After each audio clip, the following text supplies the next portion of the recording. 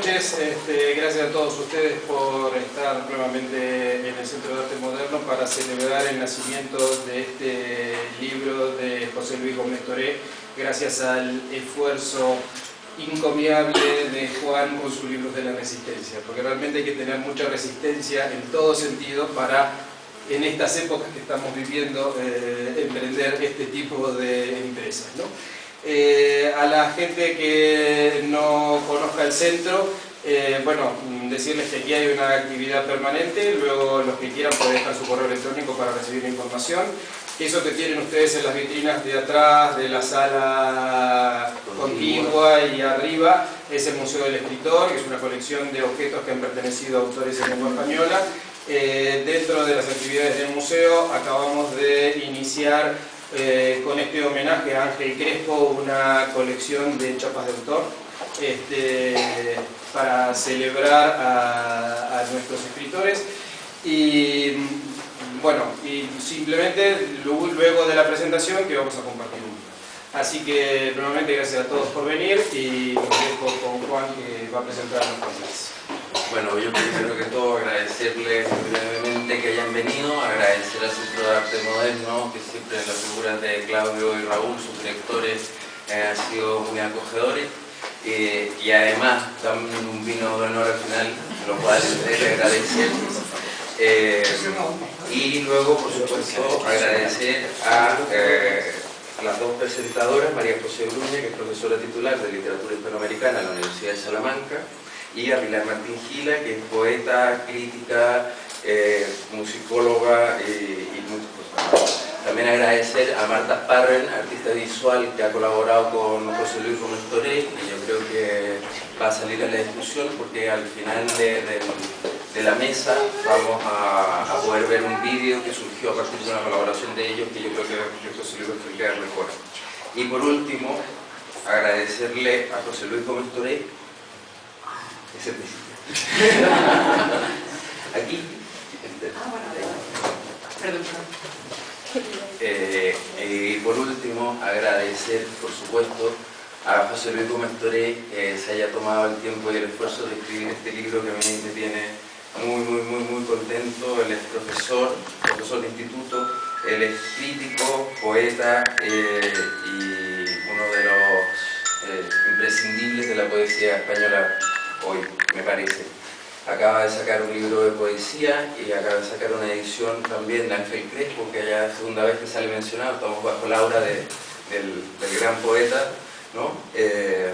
Así que ya los dejo con ellos porque ellos ya explicarán cómo tienen organizada la presentación. Gracias.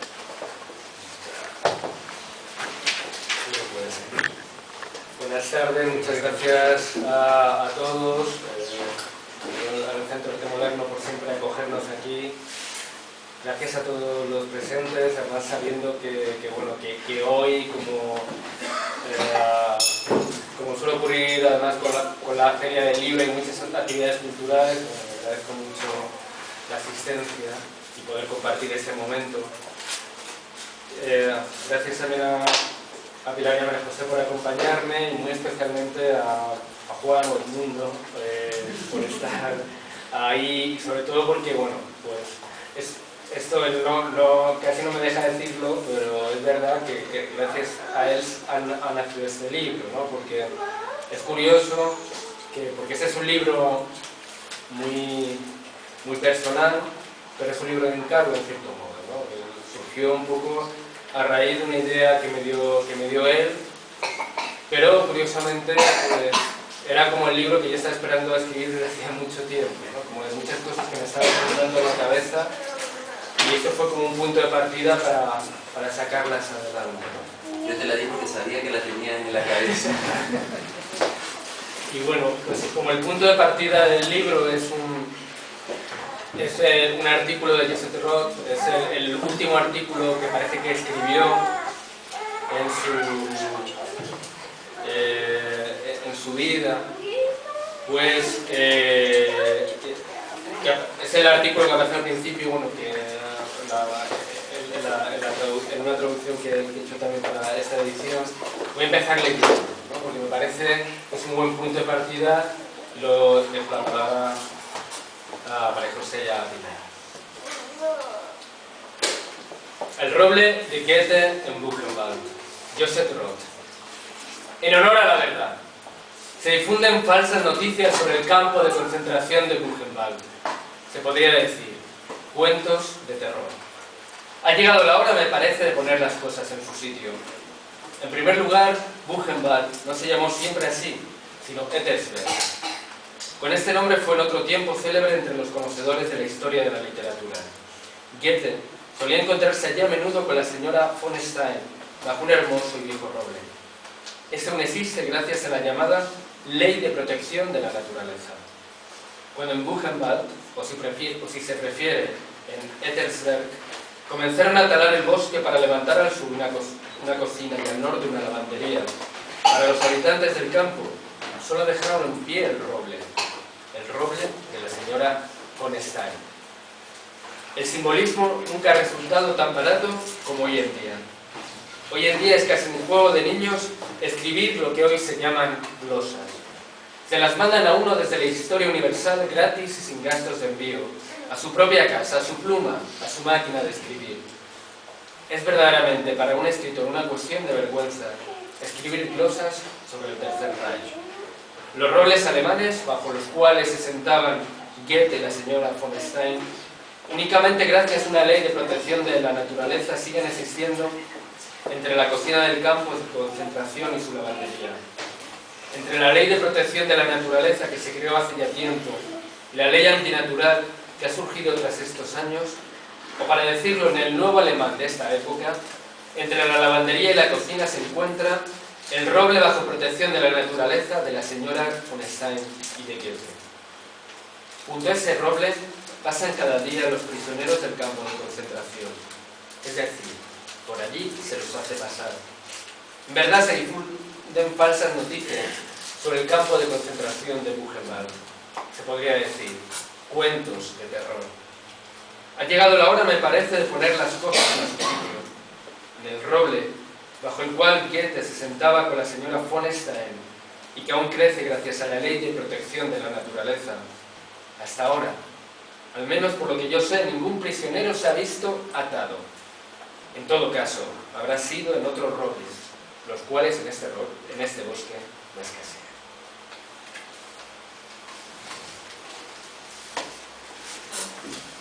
Yo voy a leer un pequeño texto inspirado en el fantástico ensayo de Gómez Toré.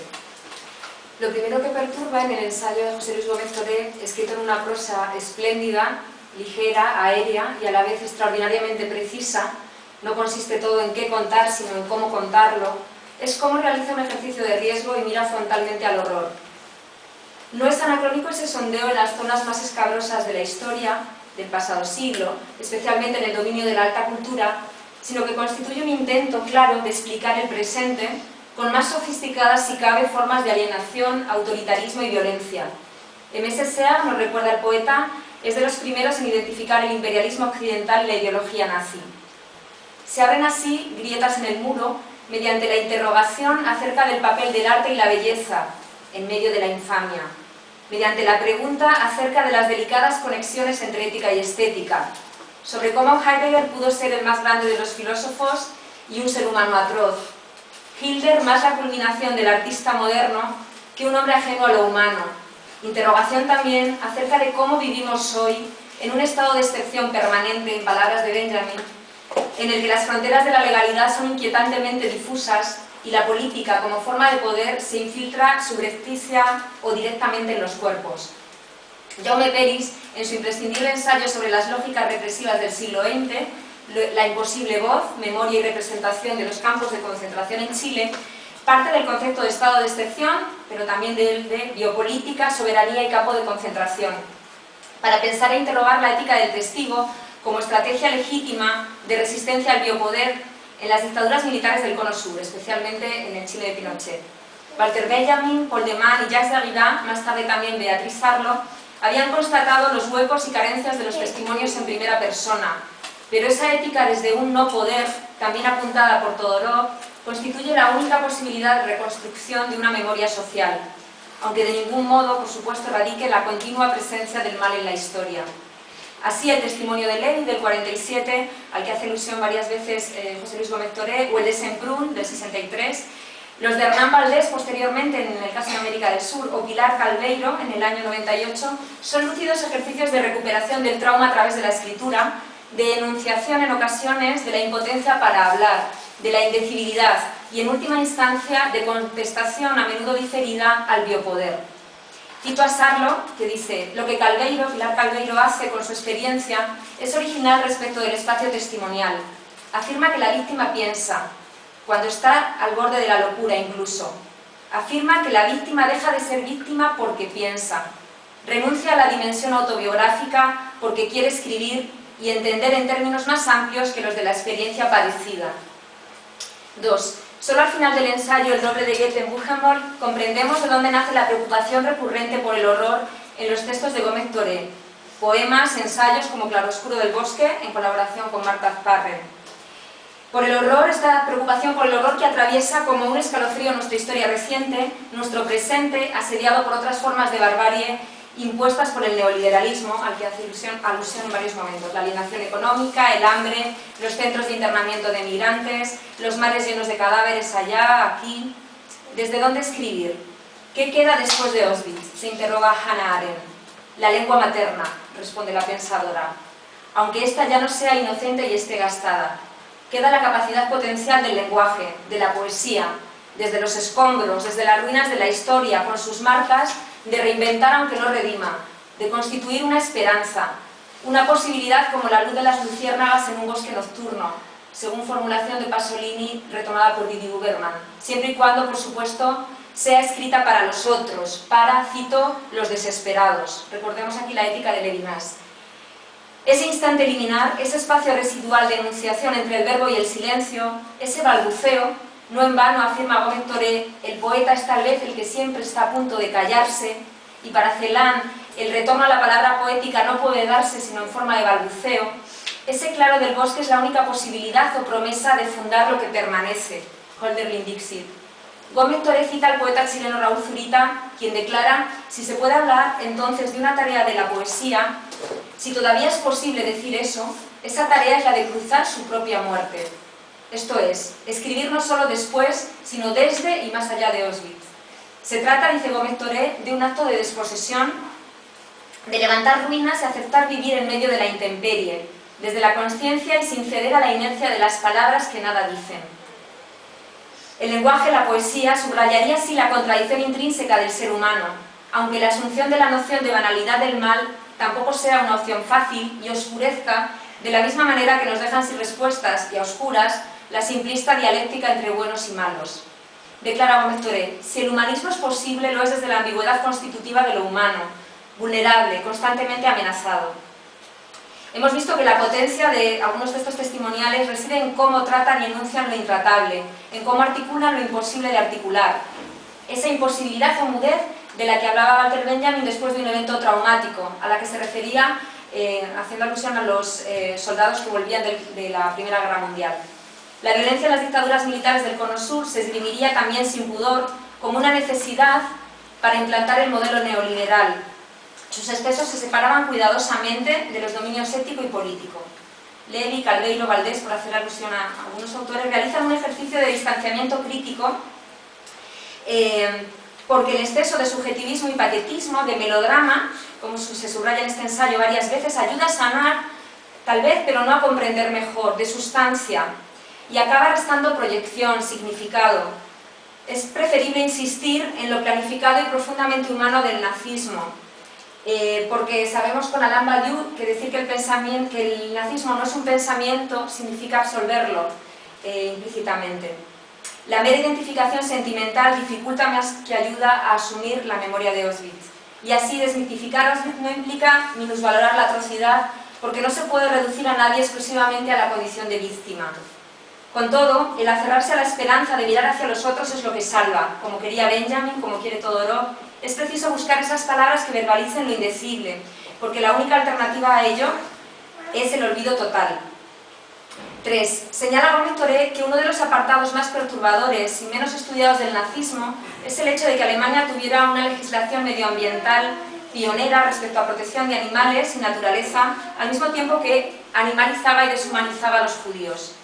Solo desde la admisión de que no existe potencia maligna o mal radical, sino una barbarie burocratizada y estatal, un intolerable, omnipresente, transhistórico y universal mal banal, en el seno del biopoder podemos verbalizar de forma compleja, poliédrica y no maniquea o naif.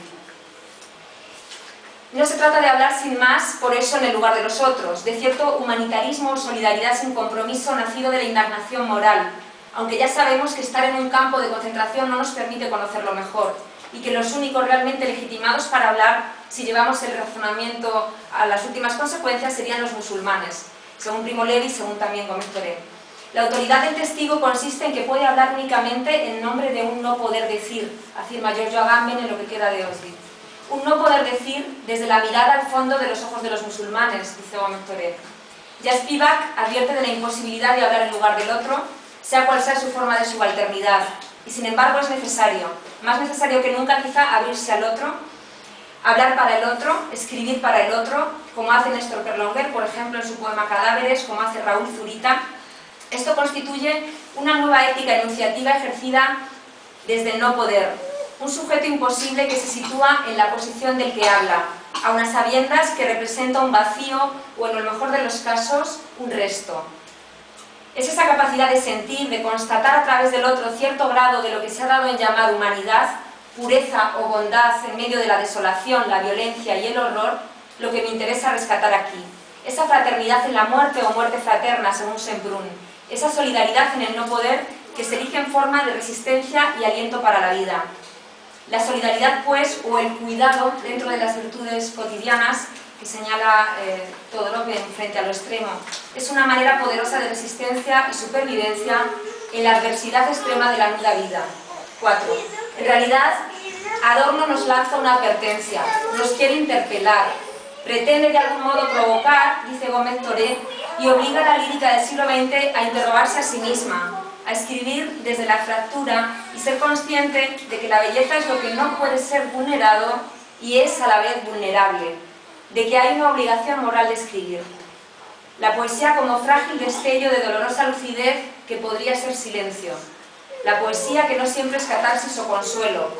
La poesía que está escrita en la lengua de la víctima y del victimario, pero que puede ser una forma de resistencia, de disidencia desde la imposibilidad misma de escritura, desde la extrañeza nada complaciente y la inestabilidad esencial, la paradoja y los interrogantes sin respuestas, desde la aporía, pues allí donde crece el peligro crece también la salvación. El escritor, como dice Deleuze, inventa siempre, desde los interrogantes, desde la lengua, una lengua nueva. La apuesta, la dificultad y el riesgo son inherentes a la poesía y es probablemente ese atreverse a resemantizar o refundar una lengua cargada lo que ilumina y salva. La mirada crítica al pasado totalitario puede ser subversiva, además de curativa, como dice el filósofo Reyes Mate, pero solo muy recientemente lo hemos aprendido. Gracias.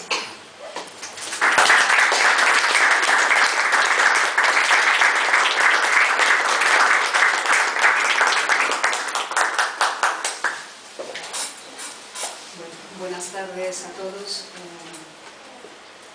Bueno, hay que felicitar a Libros de la Resistencia por las últimas publicaciones que no tienen desperdicio y por supuesto a José Luis por este trabajo que además me hace una particular ilusión celebrar hoy, primero por el trabajo en sí, claro, pero porque últimamente venimos coincidiendo José Luis y yo en diversas cosas en torno a Goethe y bueno, pues eso está bien.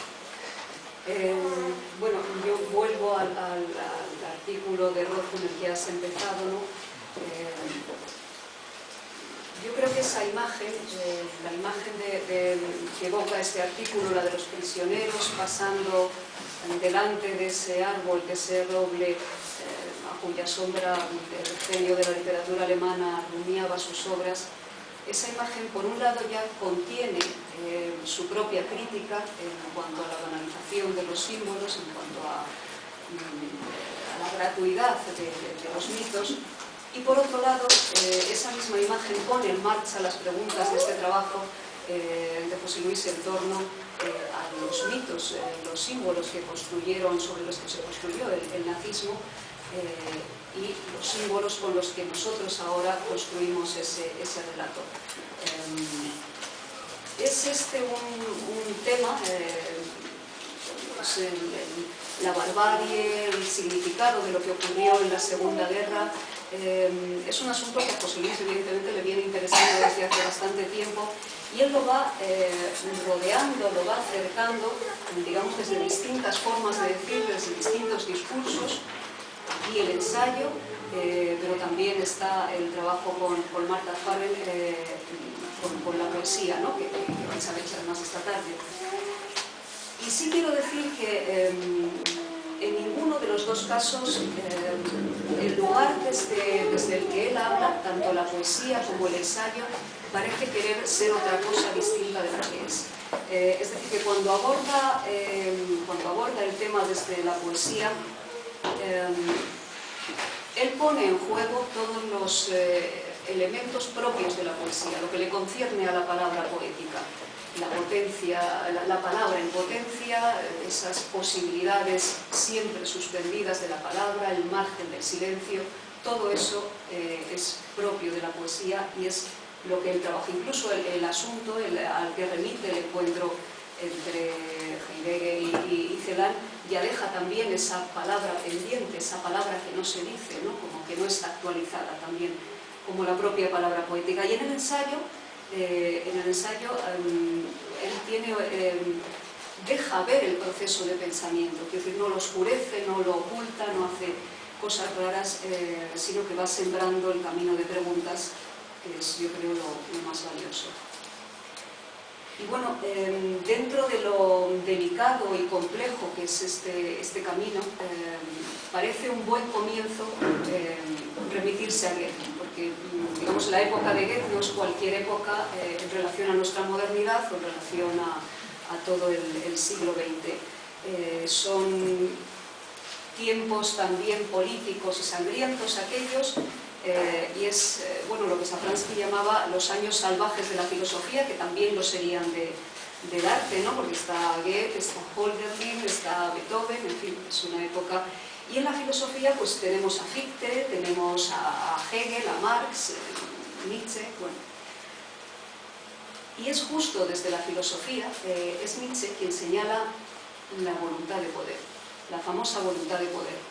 Nietzsche habla de que aquella aspiración de los viejos filósofos, de los primeros filósofos, la aspiración al bien, a la verdad, a la virtud, esa voluntad de verdad, que realmente es el inicio de la filosofía, realmente es una voluntad de poder, es una voluntad de dominio sobre la vida, es una voluntad de reducir lo real, y de alguna manera podemos decir que aquí el mundo queda encerrado en el lenguaje, y eso mismo ejerce una violencia sobre la vida para hacerla pensable. Todo lo existente ha de ser pensable. Lo demás no existe, lo de fuera no existe. Lo que no se puede decir no se puede pensar, lo que nosotros no podemos pensar para nosotros no existe. Y esto, bueno, reduciéndolo mucho, ya sabéis, es lo que aconsejaba Wittgenstein callar, ¿no? Así que es justo desde la filosofía, desde la argumentación, desde la razón, desde el diálogo, esto que nace para construir la ciudad, para contener lo irracional, es justo desde ahí, desde donde se levantan las sospechas y la desconfianza hacia la razón, hacia sus excesos y hacia su déficit. Y sabemos luego que en el peso que en el siglo XX van a cobrar pues las formulaciones de Adorno y Horkheimer con la también famosa razón instrumental, ¿no? La razón instrumental con la que el hombre sojuzga la vida, con la que vacía el mundo para analizarlo e instrumentalizarlo. Y bueno, por su parte, Heidegger también de otra manera, en otro ámbito, habla de la metafísica. Toda la metafísica occidental para él ha sido una metafísica de la presencia, es decir, reduce lo real a los hechos, a lo manifestable. Como manifestable siempre será más manejable, ¿no? Esa es la idea de Heidegger. Así que, si seguimos este hilván, de alguna manera, y seguimos el hilván del pensamiento desde Nietzsche, podemos llegar a decir que a los filósofos de la segunda mitad del siglo XX no les queda más remedio que interpretar los hechos de la Segunda Guerra como una consecuencia de esta violencia de la razón, de esta fuerza que ejerce el concepto para adecuar las cosas al entendimiento. Y tal vez sea por ese reconocimiento de los excesos de la razón, de esta razón instrumental, afirmativa, técnica. Tal vez por eso los filósofos del siglo XX comienzan a acercarse a la poesía, a acercar su discurso al arte. Los discursos de la filosofía empiezan a tocar lo artístico de una manera muy clara, tal vez para escapar de esa metafísica de la presencia y dar un lugar a la palabra en potencia, a lo posible, a la utopía, a lo no actualizado. Y claro, si pensamos ahora en esta frase, la famosa frase de Adorno, sobre escribir poesía después de Auschwitz, que también José Luis trabaja y muestra sus perfiles en su libro, si pensamos que después de Auschwitz podría ser una barbarie escribir poesía, realmente lo que hemos visto es que para seguir escribiendo filosofía, los filósofos han tenido que volver la mirada a la poesía, porque justo ha sido el nido de la barbarie, la han encontrado en el corazón de la filosofía, en la luz de la razón. Os leo ahora un párrafo de Rancière que José Luis cita en su libro Al hilo de esto. Hay que invertir entonces la por demás célebre frase de Adorno que decretaba la imposibilidad del arte después de Auschwitz. Es lo contrario lo que es verdadero. Después de Auschwitz, para mostrar Auschwitz, solo el arte es posible, porque siempre es lo presente de una ausencia, porque su trabajo mismo es el de dar a ver algo invisible, a través de la potencia regulada de las palabras y de las imágenes, juntas o disjuntas, porque es entonces lo único capaz de volver sensible lo inhumano. Y ya para terminar quería añadir una cosa más, una pequeña apostilla a lo que acabo de decir, sobre todo en relación a la cercanía de la filosofía y la poesía y la filosofía, que pienso que merece reflexionarse y merece una crítica, ¿no? Una observación o una revisión, ¿no? Y que también va al hilo de la pregunta que atraviesa el trabajo de José Luis sobre la banalización de los símbolos. Cabe preguntarse, creo yo, que si la poesía, si el arte es realmente un lugar donde pueda desarrollarse la filosofía. Sabemos sí que fijar las palabras, atar los significados unívocamente puede conducir a la barbarie. Pero incluso María Zambrano decía que la poesía es el infierno. Así que tal vez tampoco sea una buena idea que la filosofía se perpetúe en esta indefinición de la palabra, en este concepto que no llega a actualizarse, en un significado que no llega a parar nunca en un significante. Puede ocurrir, creo que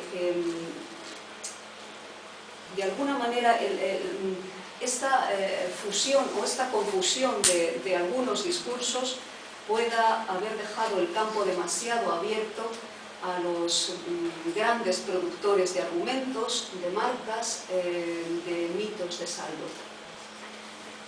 Y bueno, yo lo dejo aquí. Creo que José Luis tengo un montón de cosas que decir ahora. Supongo que él va a hablar también de su experiencia con los dos discursos, con la poesía y con el ensayo, ¿no? Que ya he dicho al principio, para mí en este caso no hay confusión alguna.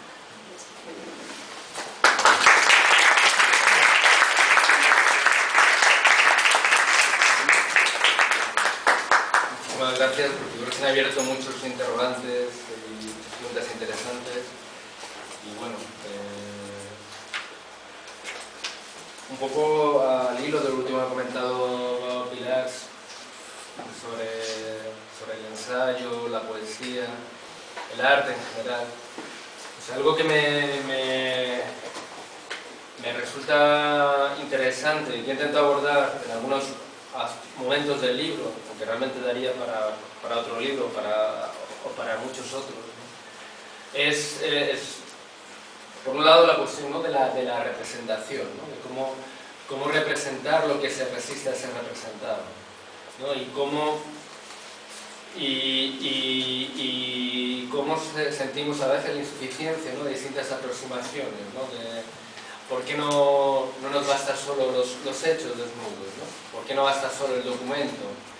Es algo que me ha inquietado y que no he intentado responder en el libro, pero no he llegado tampoco a una conclusión, ¿no? Pero, no sé, que es algo que también tiene que ver con cómo organizamos nuestra memoria, ¿no? Cuando esa memoria no solo individual, sino también colectiva, deja de ser algo vivo, ¿no?, para convertirse en un almacén de recuerdos, ¿no? Hay un momento del libro que evoco, un fragmento bastante largo, pero porque a mí me resultó muy impactante, cuando Peter Brook, ¿no?, el director de teatro, ¿no?, el famoso director de teatro, pues él plantea, ¿no?, con un grupo creo que era de aficionados, les plantea dos textos. Uno es un fragmento de la investigación de Peter Weiss sobre Auschwitz y otro es un texto de Shakespeare, ¿no?, de Enrique V. Y entonces, pues él cuenta cómo aparece uno de estas personas aficionadas, empieza a leer el texto. Entonces, bueno, la primera reacción normal, en este caso, pues que alguien se ría ante la torpeza de que empieza a manejar el texto, y ante los mismos hechos desnudos que va contando, ¿no?, Peter Weiss en ese texto, como poco a poco se va quedando un silencio, ¿no? Y como dice Peter Brook, cuando toca leer el texto de Shakespeare, a pesar de hablar también de una matanza, y de una matanza real, él dice que en la persona que lee eso surgen todos los tics del aficionado. Es incapaz, intenta un patetismo que no le sale, intenta darle una fuerza y el texto se le escapa, ¿no? Y entonces a partir de ahí les empieza a preguntar a los que han estado en el taller, bueno, ¿y por qué con esto sí, con esto no, ¿no? Entonces la respuesta primera es, bueno, es que esto es el pasado, ¿no? Esto que cuenta Shakespeare ocurrió hace muchísimos años, ¿no? Y lo que dice Peter Brook, bueno, es que Auschwitz también es el pasado, ¿no?, también ha ocurrido, ¿no? Y entonces hace un par de preguntas que a mí me siguieron, ¿no?, persiguiendo durante todo el libro, ¿no?, que es ¿cuánto tiempo ha de transcurrir para considerar algo pasado? Y cuando un cadáver es histórico, ¿cuántos años se necesita para ser romántica la matanza? Eso es algo que me resulta muy inquietante, ¿no?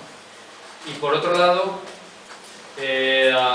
cuando uno piensa, ¿no?, las distintas formas de afrontar la cuestión del trauma, hay muchas opciones, ¿no? Pero, por ejemplo, ¿no?, pienso en una película como Shoah, de Lanzmann, que también hago alusión aquí. Claro, es una película que en principio está basada, parece, solo y únicamente en la palabra, ¿no? Son testimonios de supervivientes de los campos, y son todos supervivientes, y no todos, ¿no? Pero son testimonios, la verdad es que podría haber investigado sobre eso, no lo hice, y es algo que me apetece ver cómo creó la película, ¿no? Porque algo que llama mucho la atención es la falta de patetismo de esos testimonios, ¿no? Prácticamente la mayoría están contados con una enorme naturalidad, ¿no? Hay una escena que también evoco en el libro, que es de las pocas que recuerdo que se rompe eso cuando hay un peluquero que quiero recordar que se le rueda ya en Israel, está cortando el pelo, ¿no?, a un cliente, y va contando, a la vez que está cortando el pelo a un cliente, cómo él se encargaba, entre otros, era miembro de un Sonderkommando, de un comando especial, de cortarle el pelo a las mujeres para depelarlas, para que iban a ser gaseadas, iban a ser incineradas, ¿no? Y lo cuenta como quien cuenta una experiencia laboral, ¿no? Y además con el contraste tan duro entre alguien, ¿no?, que está haciendo de alguna forma la misma labor, sigue siendo peluquero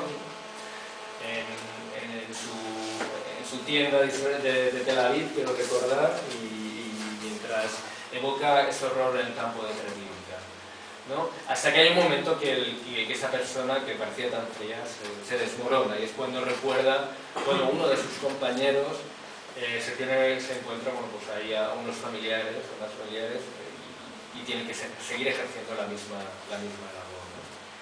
Y yo me pregunto si la película de Shoah sería la misma si fuera un libro. Yo creo que no.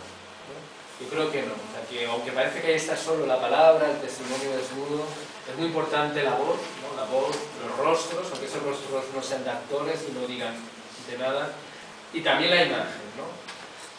Porque creo que hay un tratamiento muy inteligente de la imagen en esta película, que es unas escenas de absoluta placidez, ¿no? Cuando aparecen los campos, no aparecen ninguna...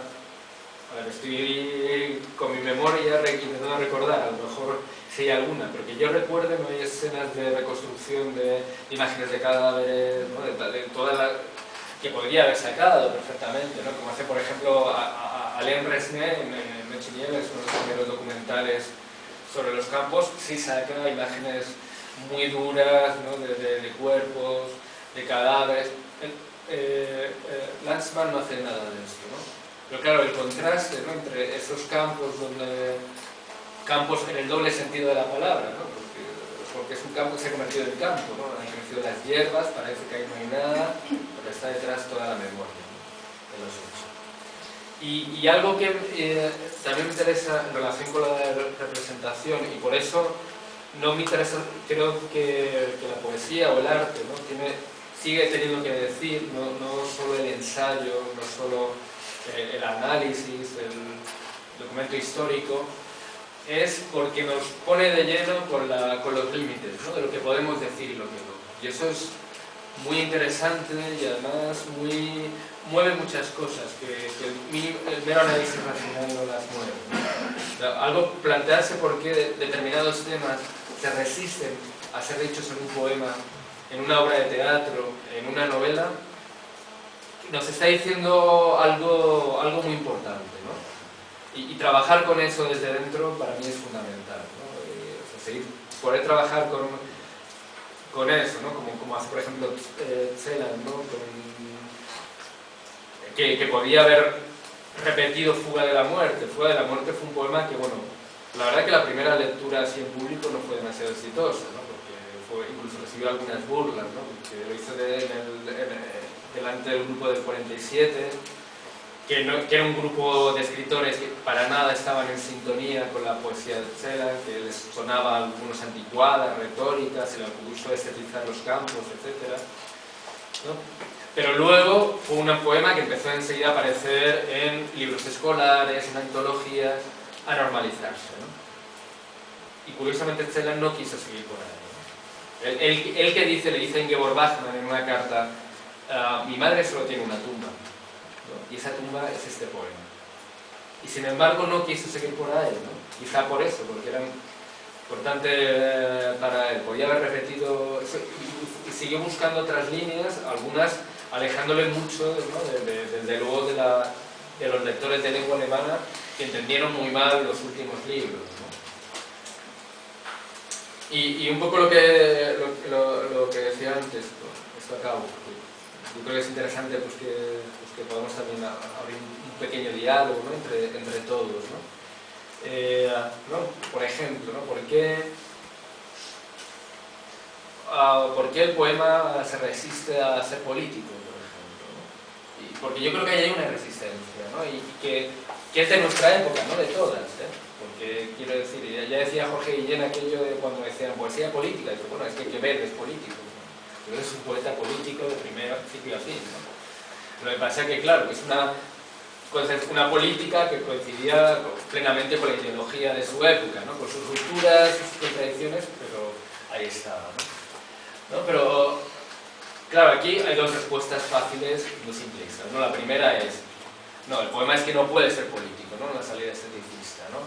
O la otra salida, ¿no? Es que, no, el poema no hay ningún problema para que el poema sea político, ¿no? Eso es un prejuicio burgués, ¿no? Pero lo cierto es que hay temas, ¿no?, que se resisten a entrar, ¿no? Entonces, preguntarnos por qué se resisten a entrar y trabajar con ello desde esa resistencia, ¿no? Y tenemos aquí a Jordi, ¿no? Jordi Doce, ¿no? Que recuerdo que hablas, ¿no?, en uno de los libros que también ha publicado El Mundo, ¿no? Las formas disconformes, ¿no? Esa resistencia que ofrecen determinados materiales, ¿no?, de la escritura. De ahí salen cosas muy interesantes, ¿no? Cuando uno siente que un tema se resiste, ¿no?, a ser expresado, ¿no? ¿Y por qué? Porque ahí están dificultades a veces personales, pero también dificultades, ¿no?, de nuestra época, de con qué mitos están, esos mitos que parecen que ya no existen en nuestra época y quizá vivimos una época de las mitológicas, ¿no?, que ha existido, ¿no?, precisamente porque los mitos ya no se presentan de cara. No sé, creo que es un tema interesante. Yo creo que la política hace poesías, ¿no? Porque no me dejas hablar, luego hablo. Esto fue clarísimo a finales de los 60 aquí. Si Franco no dejaba hablar, o el sistema no dejaba hablar, aparecieron desde Pablo Guerrero a Ricardo Cantalapiedra, un montón de cantautores que ahora se consideran poetas, Pablo Ibáñez, Pablo Guerrero hace uno de los grandes poetas que tenemos en este país, cuando cantaba aquello de Tiene que llover, a cántaros, era un canto más político imposible. Aute estaba cantando Cosas en el mar, que era más claro, más político imposible. Lo digo porque, desgraciadamente, han pasado 40 años en los que se supone que vivimos libremente y que nos dejan hablar, y ya no queremos hablar, o no estamos hablando.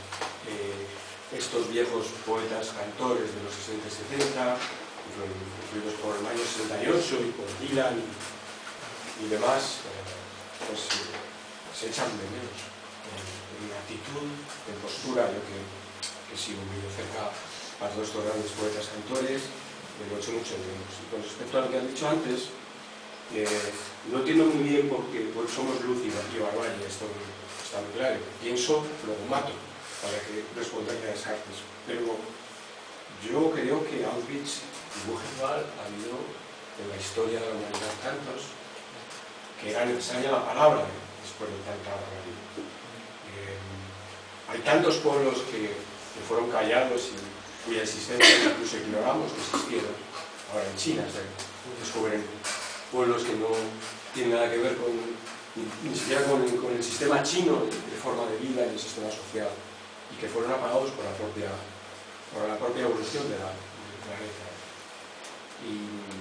Y han sido callados. No sé en qué pensaría Darío o Alejandro cuando querían conquistar tantas tierras y crear barbarie y llevar la luz, o Hernán Cortés cuando llevó la luz a un sitio donde se comían a los niños, los aztecas, y les llevó la luz, pero también les llevó algo más. Y cuando se habla de las dictaduras latinas, pues a veces cuando he hablado con algún peruano, menos, es que, joder, tenéis tanta prisa. Vosotros lleváis como 1000 años con de nosotros y nos traéis una cultura, no sé, me imagino que los romanos cuando llegaron aquí a los primeros, o a los habitantes que había aquí, de los celtinos, que fueran aquí, donde estamos nosotros, los carpetanos, pues fliparían con lo que les traían las carreteras y todo lo que decían, las luces, el derecho romano, todo lo que la luz que les trajo junto a la barbarie que les trajo los romanos. Por lo cual no entiendo muy bien también por qué nos centramos tanto a veces en Buchenwald, en Auschwitz, que me parece políticamente muy interesante, pero claro, piensas que Stalin se cargó 40 millones, y el Gulag, que creo, y que Mao también hizo horrores, Y son como lo que decía, cuando no lo pensamos, no existe. No pensamos en las barbaries, en los campos de concentración rusos, que duraron mucho más, porque estos al fin y al cabo duraron apenas una década los de los nazis, ¿no? Pero es que los otros fueron mucho más presentes, somos coetáneos a ellos y está sucediendo ahora, ¿no? Está sucediendo en Guantánamo y sigue sucediendo. Y entonces me preocupa mucho más la poesía que le va a salir a alguien que salga vivo de Guantánamo ahora mismo. Son como... Es algo que menciona José Luis. También hay, pero estoy dando un poco vueltas a la segunda pregunta se responde en el libro, o sea, él, a partir de esto abre hacia el pasado, pero también hacia el futuro, hacia Latinoamérica, justamente, con especial. Por eso también era importante que interviniera María José, digamos, ¿no? Porque ahora hay una larga cita de Hellman, trabajando con eso. A mí lo que más me interesa, una de las cosas más me interesan del ensayo es la manera en la que iluminas el presente desde el pasado reciente, ¿no? La historia reciente. Pero en este sentido quería consultarte saber tu opinión sobre cómo es posible que, si después de los horrores, ¿no?, del siglo XX y de que somos conscientes de que lo inhumano forma parte del humano, ¿no?, como dice Hannah Arendt en su idea de la banalidad del mal, ¿por qué se mantienen en los discursos estas dicotomías, ¿no? Civilización, barbarie, yo, el otro? ¿Por qué, por ejemplo, las normas para el parque humano de Peter Sloterdijk provocaron tanta polémica, ¿no? Cuando él, al fin y al cabo, lo que dice es que los humanismos posbélicos no pueden constituir una utopía de domesticación humana, ¿no? No es posible. ¿Por qué? ¿Qué piensas sobre esto? No lo sé, Sí, no lo sé. Una pregunta bien interesante, pero bien difícil,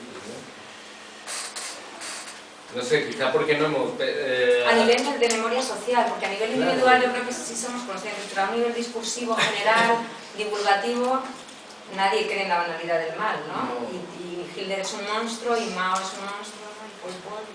Sí, claro, porque, a ver, es verdad que existen todas esas reflexiones, ¿no? Y están ahí, de la de Hannah Arendt, en principio, ¿no? Y todos o el propio Primo Levi, pero no es necesario que han sido asimiladas, ¿no? Claro. Al final nos hemos quedado más con la imagen un poco satánica, ¿no? Efectivamente, ¿no? Del campo, ¿no? Hay un momento del libro que comento, ¿no? Como que el nazi está ocupando el mismo lugar del imaginario al final que el vampiro o el hombre lobo, ¿no? Y porque es muy fácil, ¿no? Es muy fácil encontrar esa necesidad, ¿no? La figura del mal, ¿no? Porque quizá hay una tendencia, ¿no? a construir un mito que nos explique todo, ¿no? Y que además no nos haga replantearnos nada, ¿no?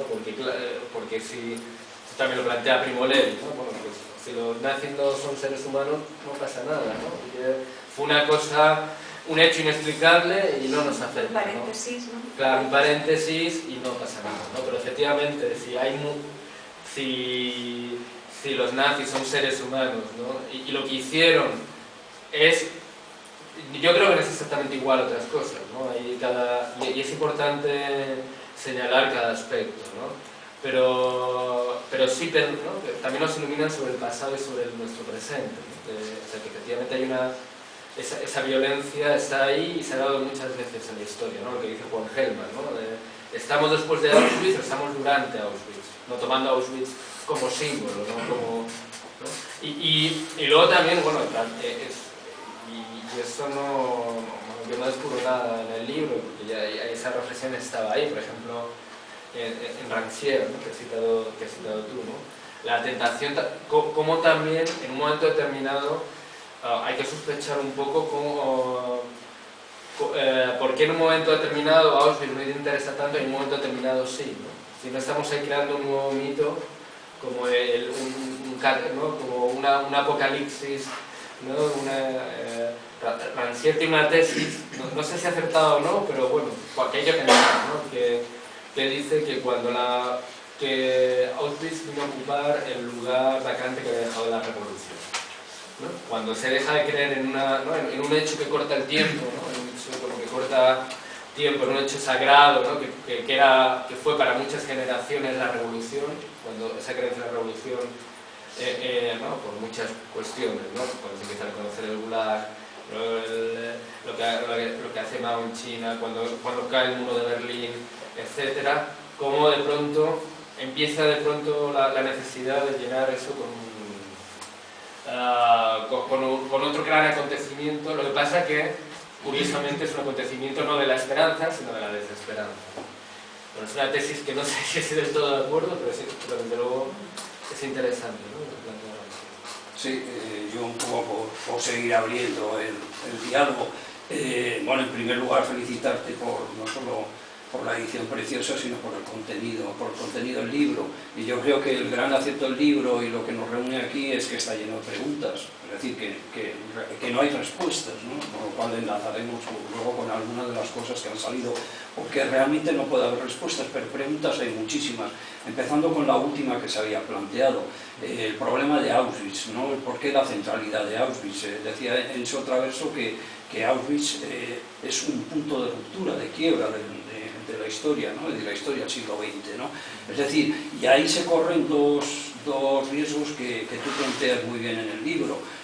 Uno, cuando decimos, creo que es Valente, la cita que pones de Valente, ¿cómo vamos a escribir sin tener en cuenta Auschwitz? Es decir, tenemos que escribir desde Auschwitz, es decir, no es tanto que no se puede escribir poesía después de Auschwitz, sino que quizá no se puede escribir poesía que no tenga en cuenta lo que ha supuesto Auschwitz, que no se sitúe de alguna manera en Auschwitz. Y a continuación viene la cita de Hellmann, que tú has dicho también. Estamos escribiendo en Auschwitz todavía, ¿no? La cita de Hellmann, tú lo señalas, tiene el riesgo de trivializar un poco lo que ha sido Auschwitz. Es decir, yo creo que también ha sido un corte, que no cualquier genocidio es equiparable a lo que significa Auschwitz, luego podemos hablar sobre ello, pero lo que sí nos pone delante es que cualquier genocidio es posible, es decir, que vivimos y que Auschwitz se puede repetir y que en cierto modo se está repitiendo en otras escalas, es decir, que ese proceso se está repitiendo.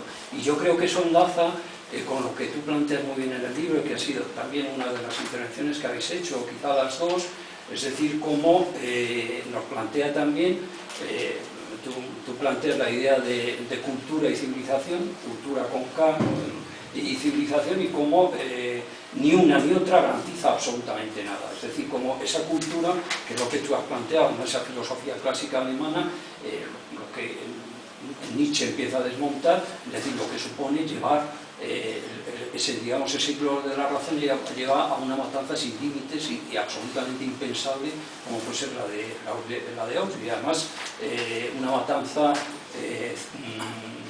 técnicamente programada, ¿no? Industrialmente programada, que quizás sea uno de los elementos de Auschwitz. Pero civilización, señalas tú también muy bien, es el colonialismo, es la destrucción de África por Europa, etc., ¿no? Es decir, que no nos sirve la cultura. No nos sirve la cultura, en ese sentido habría que recordar lo de Benjamin, ¿no? Que todo documento de cultura es también un documento de barbarie, y no nos sirve la cultura, ni nos garantiza absolutamente nada, al contrario. Incluso en el interior de esa cultura, como se ha señalado también, puede estar el germen de un discurso de poder y un discurso que en todo caso no garantiza absolutamente nada frente a Auschwitz, ¿no? Y yo creo que, bueno, sería un poco el plantearnos esto, que quizá la visión, lo que Auschwitz pone en evidencia es lo que Benjamin también planteaba, ¿no? Del ángel de la historia, ¿no? Ese ángel de ojos desmesuradamente abiertos, con las alas rotas, que vuelve la vista atrás, que solo ve ruinas, pero que sigue empujado por el progreso, es decir, la quiebra de idea de progreso, que está en toda la filosofía clásica y que llega hasta el presente. Es decir, vivimos en un planeta que nos quedan 25 años de vida aproximadamente, es decir, que estamos triturando, y sin embargo esa idea de progreso sigue funcionando. Es decir, somos incapaces de situarnos en una negación práctica real de esa idea de progreso. Y yo creo que precisamente por eso, por esos límites que tú marcas ahí, es donde se sitúa el problema de explicar o escribir desde la poesía o desde algún otro medio. Auschwitz, ya termino para no entretenerme, cuando planteamos lo de política y poesía, yo creo que el ámbito de la poesía, y tú lo has dicho también, muy bien con respecto a la filosofía, y hay María Zambrano, Poesía y Filosofía, es un libro, por ejemplo, etc. El ámbito de la poesía es el de la duda, de la incerteza, del espacio en blanco, que en definitiva es donde siempre termina el poema.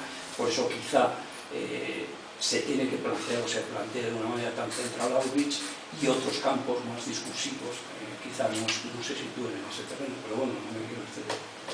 Perdón, un poco al hilo de lo que está diciendo Antonio, ya que son todos tan elogiosos, que te quiero plantear una pregunta problemática, ¿no? Porque estamos un poco de acuerdo con las preguntas que nos plantea él. Pero tú decías la resistencia del poema a lo político. ¿A qué tipo de poema político te estás refiriendo o a qué política? Porque, por ejemplo, Eduardo Milán dice que todo poema es político. Aunque sea político en el sentido de evadir la política, ¿no? Y es político, o sea, y es un poco lo que decía María José de la biopolítica, o sea, y es lo que dice Agamben, ¿no? De la nueva vida, o sea, toda la vida es política, ¿no? Pero cuando tú dijiste esta resistencia a lo político, yo creo que por un lado todo poema es político en ese sentido, pero quizás tú estabas tratando de hablar de lo que llamamos poesía política, que es otra cosa. Entonces, no sé, quizás eso lo podrías aclarar un poco. Sí, bueno, sí, quizá que me refería a política más como un tema explícito, ¿no? En el poema, ¿no? Que desde luego, bueno, pues sigue habiendo con poemas espléndidos, ¿no? Pero que es verdad que sí, que hay una dificultad, una resistencia, ¿no? Y claro, eso nos llevaría a una discusión muy grande sobre qué es la política y también el concepto. También el concepto de biopolítica me da miedo, porque además quien primero lo plantea de una forma bastante crítica, ¿no? O sea, que tanto Benjamin como Foucault como Agamben, ¿no? Al final no es por una parte, ¿no? Es verdad, ¿no? que la necesidad de que la política rompa el discurso, ¿no? de lo que normalmente llamamos convencionalmente política puede ser muy positivo, ¿no? Y de hecho fue algo que fue utilizado por determinados movimientos, ¿no? Como el feminista, ¿no? Como aquello de lo personal es político, ¿no? Que de alguna forma lo que estaban haciendo era romper con una visión de la política muy corta, ¿no? Muy centrada, ¿no? Ahora bien, no estoy del todo seguro que sea positivo, ¿no? Que la política sea algo tan discriminado que no se pueda, que se confunda con cualquier aspecto de la vida, ¿no? Porque eso es un poco lo que fue el nazismo, ¿no? En algún momento determinado, ¿no? O lo que plantea Heidegger en algún momento en su etapa más claramente nazi, ¿no? Más claramente nazi. Él, en un texto que es una primera redacción que luego ese párrafo lo elimina o como lo modifica, no sé si es de Hölderlin, La esencia de la poesía, desde luego es uno de los textos centrales. Él habla, ¿no? Propone a Hölderlin como poeta de los alemanes y dice además que a partir de ahí, de esa figura de Hölderlin, se puede soñar en una especie de política más allá de la política. Pues a mí esa política más allá de la política me da un poco de miedo. Ya, bueno, pero yo creo, o como entiendo yo por lo menos la biopolítica, me parece que lo que quiere decir es que un poema, por ejemplo, que no habla de nada de política, que no sé qué, que la difumina, es político porque está despolitizando, no sé si me explico, o sea, que también, o sea, cumple una función política, o sea, una canción, así como aquí el compañero hablaba de la música, ¿no? Que había una música que todos entendíamos de qué estaba hablando, en cambio ahora la música, no todo, pero en general muchísima música pop, digamos, o música lo que hace es evadirte y al contrario, seducirte a una cosa de mercado, de industrialización, ¿no? De no votar, de no pensar, de no una serie de cosas. Entonces, esos no también son políticos, digamos, ¿no? O sea, yo creo que así es como... Solamente a lo mejor cuando no se es complaciente, como dice Tabarovsky en este ensayo, ¿no? Literatura de izquierda, ¿no? Cuando el lenguaje no es complaciente y trata de plantear preguntas, interrogantes, ser revulsivo, ¿no? Claro, sin por eso tener tampoco que ser explícito claro, político, porque yo creo que el problema que tú estabas diciendo antes era eso, ¿no? O sea, como el poema político, como el poema de denuncia, el panfleto, Sí, que de todas formas no quiero decir que no me parezca lícito, que también yo creo que el poema es explícitamente político, ¿por qué no? Pero claro, ¿por qué no? Pero no hay ninguna resistencia. Yo es que no estoy de acuerdo con esta idea de que realmente haya una resistencia, que haya temas que se resistan a la poesía. ¿Qué es esta idea de que hay temas que se resistan a la poesía? Yo no lo concibo, quiero decir, no me parece que sea un asunto de la política, sino de la poesía. La poesía puede abordar cualquier cosa que tú quieras decir, porque tiene su propio decir. ¿Cuándo fracasaría? Cuando trata de decir otra cosa, cuando su deseo es ser política. El peor escrito, el peor soneto de Antonio Machado es que empezaba si mi pluma valiera tu pistola. Cuando tú quieres ser otra cosa, cuando la poesía quiere acceder a otra cosa, pero si no, no hay tal resistencia, salvo que estemos confundiendo. Creo que la política está en un sitio y la poesía está en otro, no en el sentido de lugares separados, pero sí en el sentido de no confundir los deseos. Bueno, estamos hablando de poesía, pero pues estamos equiparando poesía todo el tiempo con lírica. Claro, sí, entonces ahí está el gran problema, es que no es que confundimos a poesía hay mucha, y narrativa y épica, pero bueno, realmente ahora mismo ya solo admitimos como poesía la poesía lírica, ¿no? Toda poesía es política en la medida en que en el lenguaje se asume una visión del mundo que tiene evidentemente una configuración política. Es así. Todo poema, hasta un poema de amor es político. ¿Por qué? Porque encarna una visión del amor que pertenece a un lugar, a una época y a un sistema de pensamiento y por tanto, evidentemente, ¿no? El reflejo de... Por tanto que asumimos que la estética es una antigua ética. Por supuesto, claro. Entonces, bueno, ahí yo creo que va un poco malentendido. Entonces, claro, la poesía lírica es eminentemente una enunciación, una voz, ¿no? Es una voz que habla y esa voz, en el momento en que se arroga la representación de una colectividad, empieza a entrar en problemas, ¿no? Empieza a descarrilar. Y después yo creo que puede haber problemas, ¿no? Cuando hablamos de la dificultad de incorporar contenidos políticos, quizás tenga que ver con eso, ¿no? Con que en el momento en que hacemos propaganda, hacemos panfletos, ¿no? Y ahí es donde empiezan a haber un poco los problemas. Entonces, una cosita que quería comentar, porque me parece que es interesante mencionar también los lugares fallidos, ¿no? Cuando hablamos de la mostración y de la forma de poder mostrar, y mencionabas la Shoah de Lasma, ¿no? Lasma, por ejemplo, su gran bestia negra y su gran... Bueno, no sé, uno de sus grandes críticas es, por ejemplo, una película como La lista de Schindler de Spielberg, ¿no? Que es uno de los grandes ejemplos de construcción de Hollywood, ¿no? del Holocausto. Hay una escena en esa película que es una escena, no se menciona, ¿no? La escena famosa de la ducha, ¿no?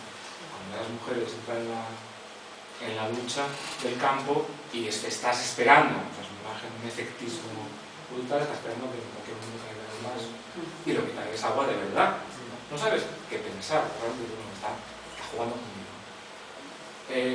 Esa misma escena ocurre en Vida y Destino de Basil Grossman, que es una novela escrita en los años 50, en un momento muy temprano de la recepción de todo lo que sería la construcción del mito, aunque sea un mito invertido del Holocausto, donde Grossman narra la entrada de unas mujeres en un campo de concentración en una ducha, ¿no? Y el capítulo se acaba, o el párrafo se acaba en que entra el gas y ahí se acaba el párrafo.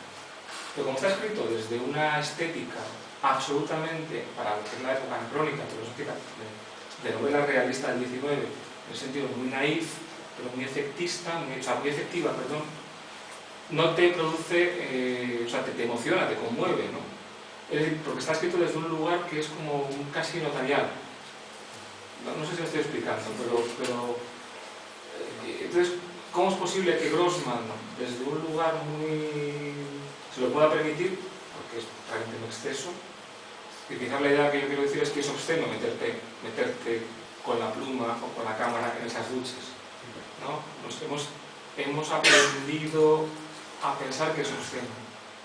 Hemos aceptado pensar que es obsceno entrar ahí. Pero Grossman lo hace y sale indemne. Spielberg sale, hace todo un juego hollywoodiense y nos horroriza. Pero pero Grossman llega ahí y lo consigue, ¿no? Y de alguna manera nos arrastra hasta ahí y no pasa nada. Pero es que eso, perdón, es muy breve. Beatriz Sarlo, en un ensayo que se llama Tiempo Pasado, hablando sobre Argentina, va a decir justamente lo que estás diciendo tú. O sea, que en el fondo, a pesar de que la potencia del testimonio, de lo que hace Lanzmann de la cosa, digamos, tiene una fuerza tal que al mismo tiempo tú lo respetas, pero como que no logras. En cambio, la prosa, la ficción, pero a partir de los hechos reales, ¿cómo es lo que dice? Algo como que le permite dominar a los monstruos, ¿no? Claro, sí, Sarlo lo que... Bueno, es súper interesante ese ensayo, la verdad. Dice que el exceso de patetismo, de lo que habla también José Luis varias veces, ¿no? De melodrama, etcétera, al final despolitiza. Sirve para curar, es terapéutico, a nivel de catarsis individual ella lo respeta, pero considera que la distancia, que cierta distancia puede ser mucho más efectiva, ¿no? Que es lo que hacen estos testimonios. De Pilar Calveiro escribe una tesis doctoral, Poder y desaparición en los campos de concentración en Argentina, una tesis doctoral en la que en ningún momento se menciona a ella misma, pero ella es una de las que describe todo el campo, y ella es una, pero no lo sabemos, ¿no? Está escrito desde la teoría, desde la distancia, y bueno, esa dice es uno que a nivel personal Claro, pero luego cuando habla de la ficción va a decir todo, ¿no? O sea, que en el fondo la ficción le permite, le da un principio de esperanza, le da una cosa de decir como, bueno, mira, en la ficción, o sea, más que el testimonio, una ficción que tú podrías decir, oye, están jugando o están escribiendo, ese miedo, esa obscenidad, digamos, es lo que a ella le hace sentir que digamos, podemos dominar. Estoy de acuerdo y parece plausible, pero yo voy un poco más allá, es decir, tiene que ver con lo que comentaba José Luis en su libro, que es que también hay un periodo de construcción del mito del Holocausto. Es decir, y entonces, a partir de un cierto momento, hay como una moratoria en la que es imposible hacer según qué cosas, en narrativa o en cine, es decir, no, pero por ejemplo, en el año 61, en el año 61, Silvia Plath escribió un poema en el que ya se compara un judío de Dachau con un judío de Auschwitz. Y eso en el año 61 se lo permiten, no hay ningún problema. Las críticas de Steiner, de Gine y de otra gente empiezan a partir del año 69-70, es decir, hay como un momento en el cual eso ya no es admisible. No sé si me estoy explicando. O sea, en el año 61 todavía alguien podía, no sé, es como que pasa el tiempo y se va construyendo un mito por el cual de repente algo se convierte en algo definitivo que no se puede tocar, de lo que no se puede hablar. Aunque la frase de Adorno anterior tarda unos años en permear y en formar parte del discurso intelectual. No sé si me estoy explicando, pero creo que no los tiros. Es que depende, porque no sé exactamente de qué año es, pero cuando Godard todavía era crítico en Calle Cinema, o sea, debe ser los principios de los 60, más o menos por la misma época, o sea, antes de ser, o sea, entre él y no me acuerdo ahora con el otro que también luego fue director, machacaron una película de Guillermo Pontecorvo por ser efectista con los campos de concentración. Digamos, ahí tiene Godard tiene unos ensayos, o sea, diciendo como la representación, o sea, que luego Lidio Berman ante la imagen y esto lo retoma, digamos, ¿no? Pero Godard en esos mismos años ya, o sea, era como decir, esto es una película sentimental sobre, y incluso la de Resende, por ejemplo, es bastante, aunque tú puedas decir que muestra escenas muy duras, pero o sea, yo creo que tiene el interés de mostrarte, ¿no? O sea, que como un zoom out, ¿no? Por ejemplo, cuando muestra los pelos cortados y todo eso, pero con bastante como distancia, ¿no? O sea que por un lado sí, pero por otro lado yo creo que también el juego entre la ficción y el testimonio, no sé, yo creo que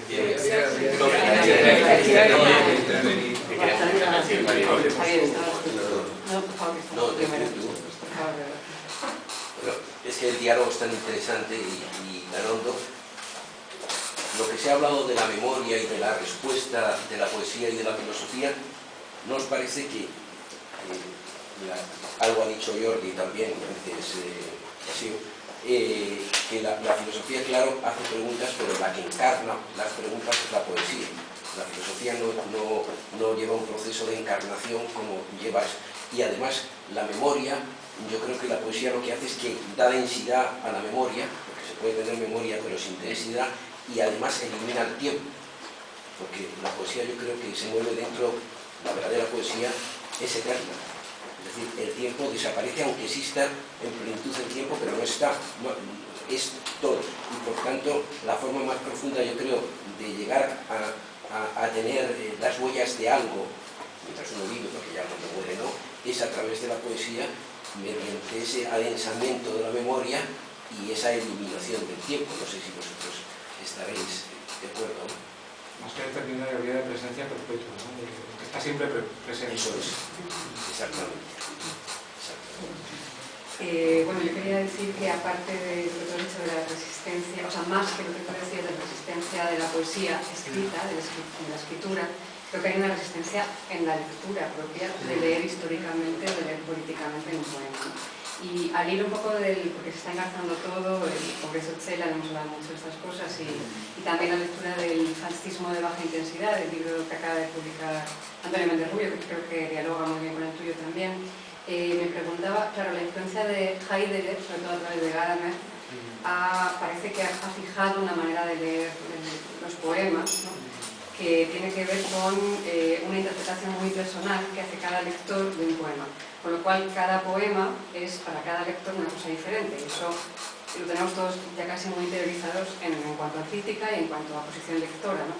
En cambio, por ejemplo, un poeta como Celan, que, bueno, estábamos hablando de que luego se ha actualizado el hecho de que haya ciertos silencios sobre Auschwitz, pero el silencio mayor fue nada más pasar, y para un poeta como Celan, la cero recepción, o sea, Todes Fuge fue el único poema que fue un poco casi caricaturesco como se recibió, ¿no? Pero en el fondo toda la obra de Celan está poniendo en evidencia Auschwitz, digamos, ¿no? Entonces, lo que un poco yo creo que marca es esa manera de leer, que Celan además se queja de ella bastante, ¿no? Como estamos acostumbrados a descontextualizar los poemas, quitarle su carga histórica, su carga política, que la tiene siempre, como decía Jordi. Entonces, tal vez replantearnos esa resistencia a leer también desde ahí, ¿no? Porque ciertos autores, no todos, pero por ejemplo Celan, hay que leerle, sobre todo desde ahí, ¿no? Y luego ya puedes incorporarlo a tu mundo, a tu sentir, y hacerlo pues eterno, lo que tú quieras, ¿no?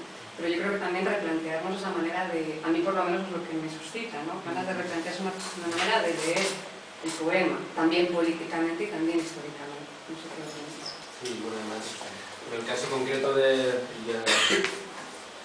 voy muy rápido porque hay por lo menos dos personas que quieren intervenir hace rato. En el caso concreto de la lectura, por ejemplo, de gadameriana, ¿no? Como Habermas dice de Gadamer, que lo que hace es urbanizar la provincia heideggeriana, ¿no? Hacerlo asumible y quizás simplificarlo un poco. Claro, y Heidegger quiere silenciar lo que pasó, porque le interesa. Y Gadamer en mi opinión también. Cuando comenta Celan, desde luego quiere limpiar la memoria de Heidegger. Cuando comenta el diálogo de Tornauer, quiere limpiar la memoria de Heidegger, porque en un poema que tiene un contexto como claramente político, ¿no? Que es el cuando Celan escribe, ¿no? Que en el libro de visitas que tenía Heidegger en la cabaña, ¿no? ¿Qué nombres escribió antes que el mío? Y Gadamer sale por la tangente y empieza a contar los personajes que si Junger, que si Goldman, que bueno, vamos a ver, es obvio de lo que está hablando, ¿no? Incluso Gadamer se permite reírse de un crítico norteamericano que se preguntó para ver qué nombres había, ¿no? Claro, pero es nuestra herencia lectora, la de Gadamer, que nos ha marcado profundamente, ¿no? Y creo que hay que una frase que fue una que ya estábamos con el libro maquetado y no pudo entrar, pero en el libro también estaba Hannah Arendt y Hans Jonas y el otro más de la escuela que eran judíos, ¿no? Antes de los nazis. Interesante. Y el propósito del tratamiento poético de la política o de la profesión política de los poetas, no debemos olvidar que en este país hubo una época donde solo se podía escribir, pues, en la que solo se podía escribir poesía social. Entonces, aquello yo creo que nos marcó negativamente, es decir, salimos vacunados. Como tenía 20 años, me daba miedo, a mí me daba miedo enseñar poemas que no eran poemas sociales. Fue una época realmente muy marcadora, porque claro, los poetas franquistas, que no sabían, el canto personal,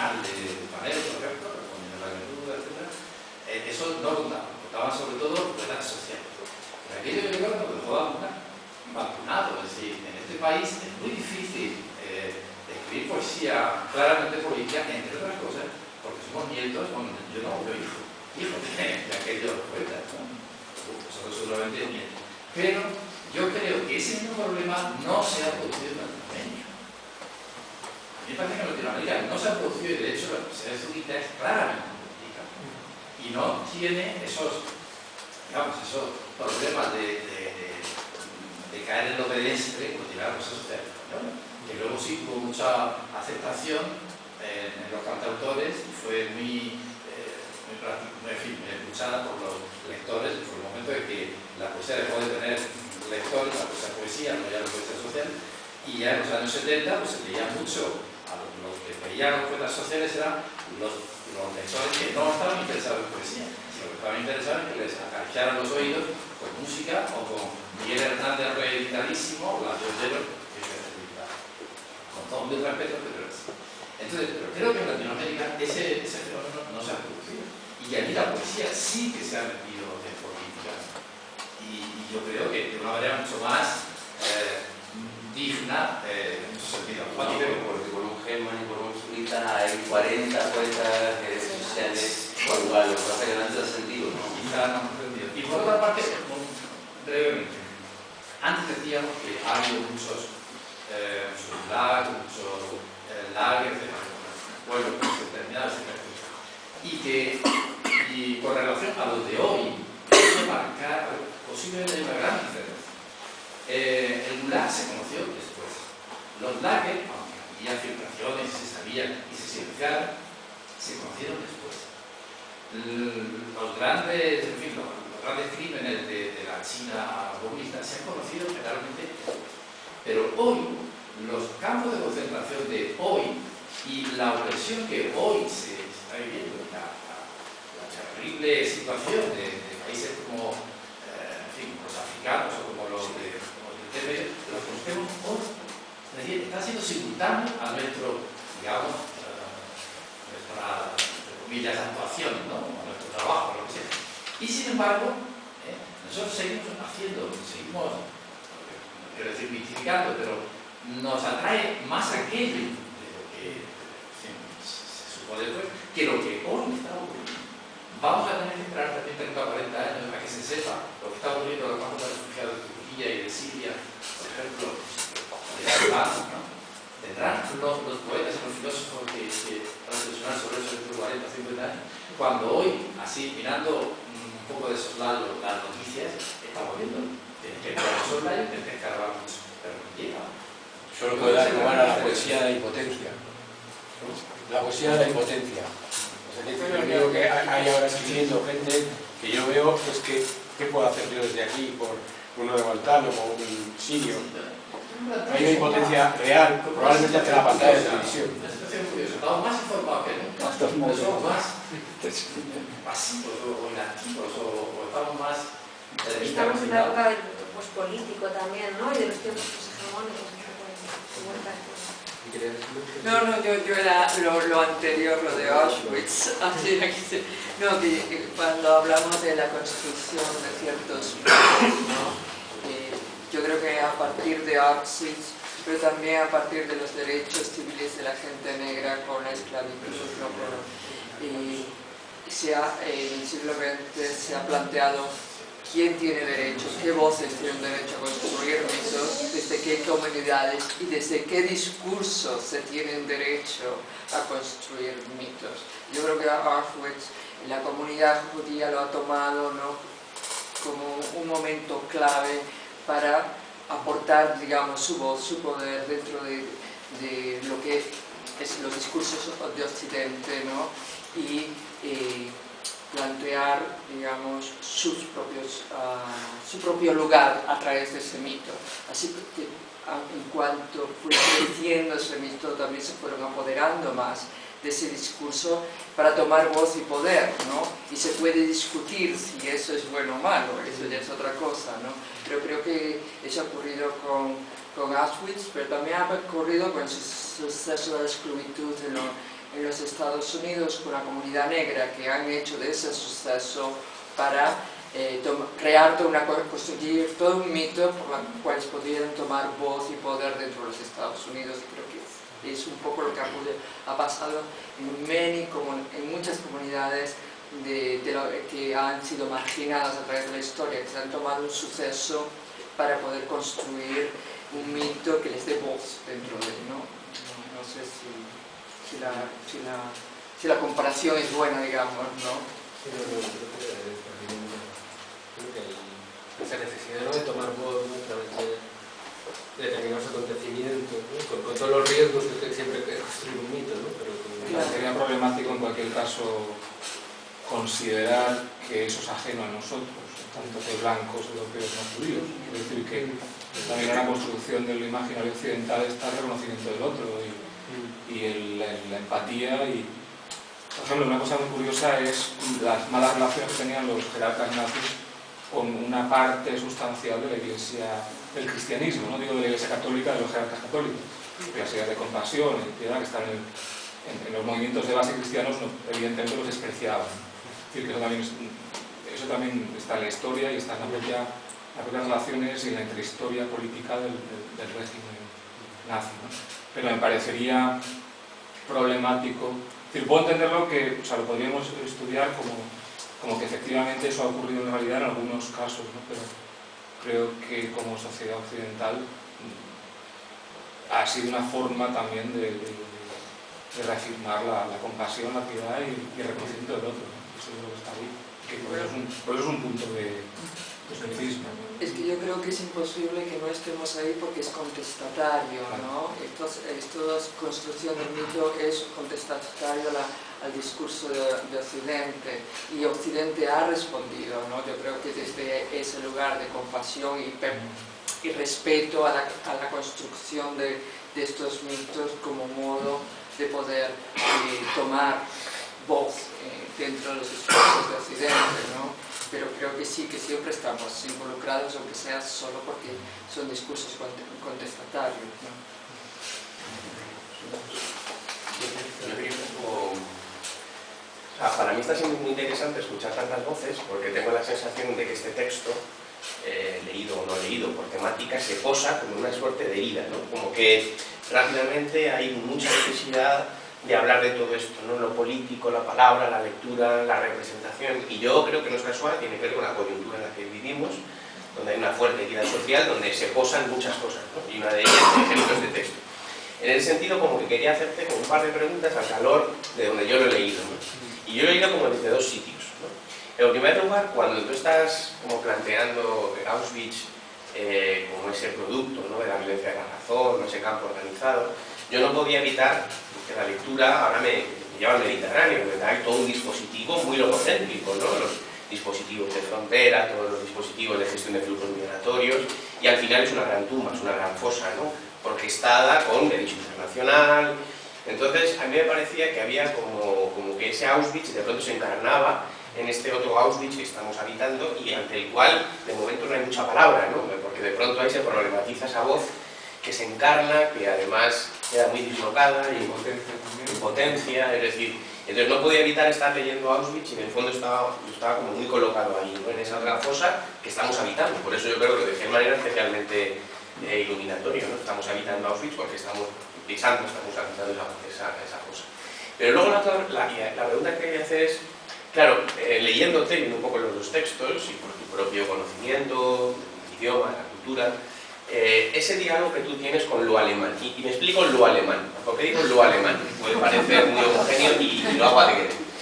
Pues porque precisamente cuando tú como planteas, ¿no?, cómo esa violencia de la cultura, ¿no?, puede generar esos monstruos, precisamente ahora, frente a la herida social, algunas de las respuestas que están dando izquierdas y derechas pasa otra vez por reconstituir el sujeto nacional popular, ¿no? Las izquierdas lo hacen desde un sitio, las derechas lo hacen desde otro sitio, pero otra vez, frente a la barbarie neoliberal, es el rearme de lo nacional popular lo que nos sacaría, supuestamente, de la hecatombe, ¿no?, de la barbarie que habitamos. Entonces, claro, me interesa mucho saber tú cuál es esa relación con lo alemán, porque cuando tú en el libro planteas, ¿no?, cómo esa literatura nacional, esa manera de entender lo nacional, acaba desembocando en el nazismo.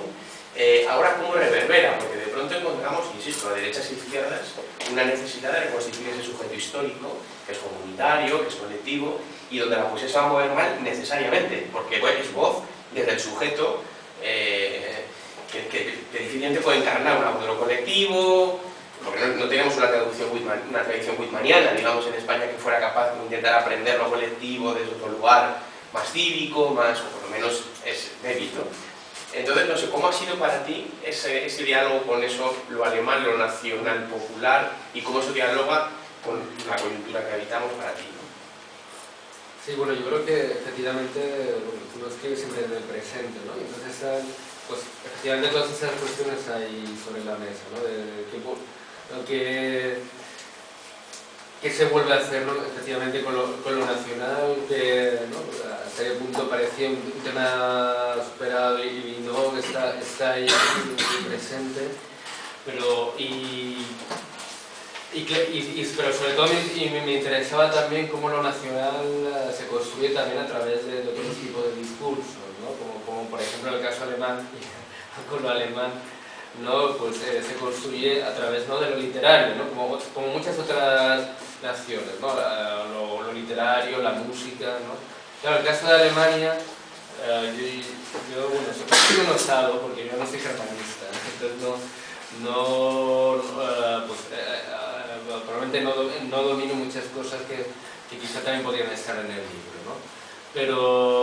Pero claro, Alemania, una de sus elementos claves es desde luego es una construcción nacional tardía, ¿no? Una construcción como un Estado-nación muy tardío, y cómo todo eso ha condicionado muchas cosas de la propia historia alemana y de la propia Europa, ¿no? Porque, ¿no? Cuando para poner otro tema sobre la mesa, ¿no? Las relaciones Europa-Alemania que todavía estamos viviendo con otra dimensión distinta, ¿no? Pero que están ahí siempre presentes, ¿no? Y hasta qué punto, ¿no?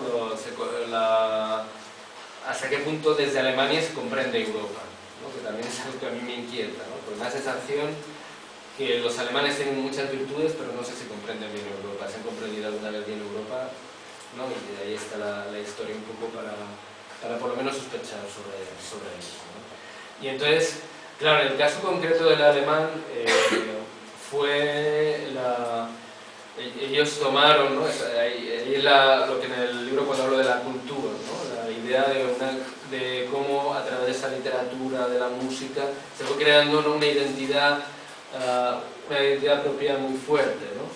Y claro, todos los peligros que despierta con eso. Pero de todas formas, claro, y por eso también me interesa también la figura de Celan, un aspecto que normalmente no se suele tratar, ¿no?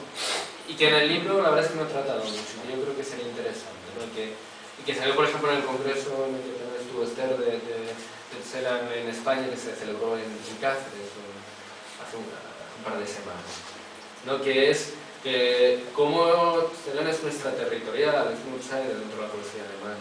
¿No? Él no, por muchas razones, porque que nace en un sitio que no, a mí me parece fascinante y terrible a la vez como cuánta gente como Joseph Roth, Celan se convierte en un sin país, porque de pronto cambian las fronteras y no saben a qué país. Celan tuvo la nacionalidad francesa, pero no se consideraba una patria, y él vivió siempre en alemán, ¿no? Y venía de esa región de Bucovina, que fue rumana, ucraniana, que fue cambiando, y que para muchos era una especie para muchos alemanes, un territorio absolutamente exótico, ¿no? Y como es un poeta que es alemán y no alemán a la vez, y eso me parece muy interesante. Tú no sabías si era español, francés, efectivamente, ¿no? Serían mejor el francés ya al final, o si han visto de cultura aquí, o no había una cultura cualquiera. Oye, José Luis, por la hora que es, y porque hay que pasar el vídeo y todo, yo creo que queda tiempo para una intervención. ¿No? Sí, por eso. Pero yo voy a ir subiendo porque tendrán que apagar la luz para pasar el vídeo. Dos preguntas. La primera es, has hablado antes sobre la resistencia, ¿no? a la música, y antes Jordi hizo una diferencia entre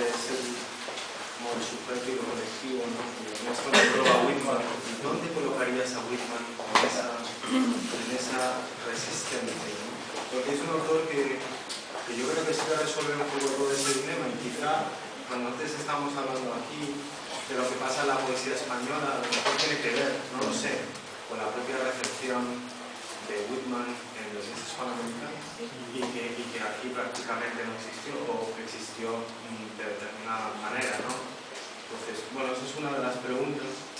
La segunda es si te parece que dentro de esa tiranía capitalista, económica, etcétera, si de alguna manera no vuelven a aparecer todos esos ingredientes de planificación y, en cierto modo, de exterminio casi, que aparecían en los campos, ¿no? Donde se significa absolutamente todo con una planificación concreta de determinadas cosas. Bueno, siendo muy breve porque el tiempo nos apremia en cuestiones que es difícil ser breve, ¿no? Pero quizá lo de Whitman es interesante porque, claro, plantea la voz de la democracia, ¿no? Y es, ¿no? Que es algo que quizá no tenemos totalmente asumido, ¿no? Quizá en España todavía nos pasa como el primer Tomás Mann, ¿no? Que veía la democracia como algo muy poco interesante culturalmente, ¿no? Como que era... Y entonces, ¿no? En ese juego de voces, ¿no? Que quizá habría, ¿no? que plantear, ¿no? Que a lo mejor hay cosas interesantes, ¿no? Y sí, bueno, probablemente haya rasgos preocupantes, ¿no? Porque algo que hay que insistir, se ha dicho muchas veces, no invento nada, que el nazismo fue un movimiento moderno, un movimiento de la modernidad. Tiene muchos rasgos arcaicos, pero lo que da miedo de Auschwitz, lo que hace es que es un movimiento moderno, ¿no? No solo porque usó la tecnología. O sea, la tecnología no fue un medio, ¿no? Fue una parte esencial del nazismo, ¿no? De una vida planificada en todo, ¿no? Una vida en la que vida, Estado, todo se convierte en una maquinaria de control, ¿no? Y efectivamente hay rasgos de nuestra época que quizá no se repitan, ¿no? La historia nunca se repite exactamente, ¿no? pero que sí van un poco. Pasamos a la presentación y seguimos luego conversando con un vino porque la librería también tiene que cerrar y ya van a ser las 10. Entonces, si quieres cuenta un poco, José Luis, de historia de las imágenes. Yo iba a proponer que, dado la diversidad de ideologías que han surgido, de ideas que han surgido en esta amplia conversación, yo creo que los que no hemos leído el libro, como yo, que se presenta hoy, por cierto, a lo mejor tenemos interés en volvernos a reunir otro día y intentar de confirmar lo que estáis hablando, porque yo, la verdad es que personalmente, no sé si habéis aquí a alguien más sin haberlo leído. Yo no lo he leído tampoco. Yo creo que vamos a hacer un nuevo ciclo de seminario. Me deja su correo porque yo creo que vamos a hacer un ciclo de seminario. No. Bueno, muy rápido, a ver, pues se nos había ocurrido que podía tener interés, bueno, el libro que era El Oscuro del Bosque, que hicimos entre Marta Parry y yo, que fue un diálogo entre poesía y dibujo, ¿no? A partir del encuentro entre Celan y Heidegger, pues que de alguna forma tenía que ver un poco también con el espíritu de este libro, ¿no? Y bueno, pues es un libro que ha conocido muchos lenguajes, ¿no? También tenemos aquí a Sergio Lardoni, ¿no? que jugó con el texto en una composición musical entre dos extremos negros, y esa es otra visión también, ¿no?